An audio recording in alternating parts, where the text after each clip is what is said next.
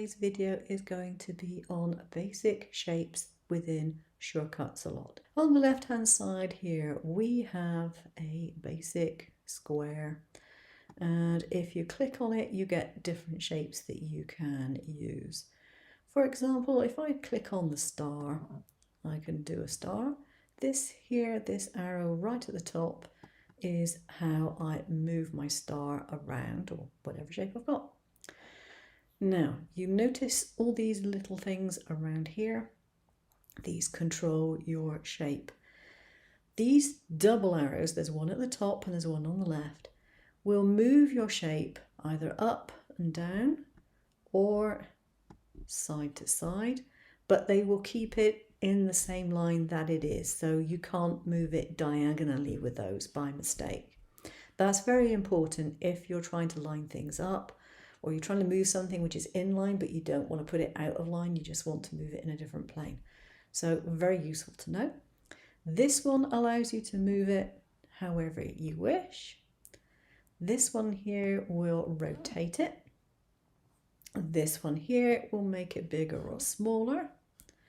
And if you go over to this funny little shape here, the position and size, you'll notice I have keep proportions checked. If I don't have that checked, I can pull it out of shape. So if I take that off, I can do that. I can also use these individual arrows, the one on the bottom here and the one on the right here, to expand or contract the width or the height. Okay, if I've got this checked, it's going to keep it in the same proportions. Pretty simple, huh? Also, I'll just get rid of this one because I need to draw again. You will see at the top here we have star points, inner radius and so on. And this allows us to control the original shape of the star, so I can increase or decrease the number of points, increase or decrease the radius of the inside. Okay, and once I've actually done that and selected it, it is no longer alterable in the same way. I have to go to this and alter it and draw another one.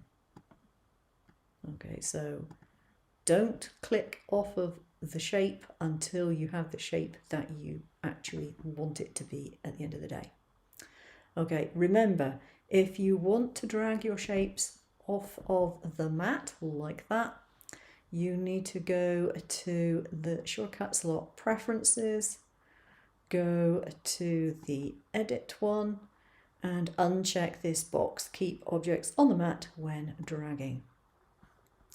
Right, so if you want this to have a colour fill, you go to the palette here and you choose to put in colour, or you can actually have a pattern. There are some patterns that you can choose.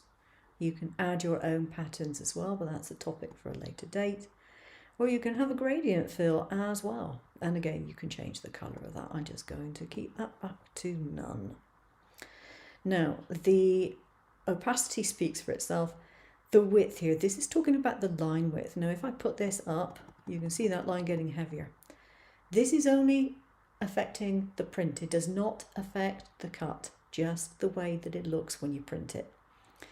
It might be something that you want to keep to, say, I don't know, 1 or 2 if you find it difficult to see a finer line. But it's not going to make any difference to your cut. I keep mine on 1 and that's it usually, unless I'm doing demos, and sometimes I make it thicker so that you can see it clear on the screen.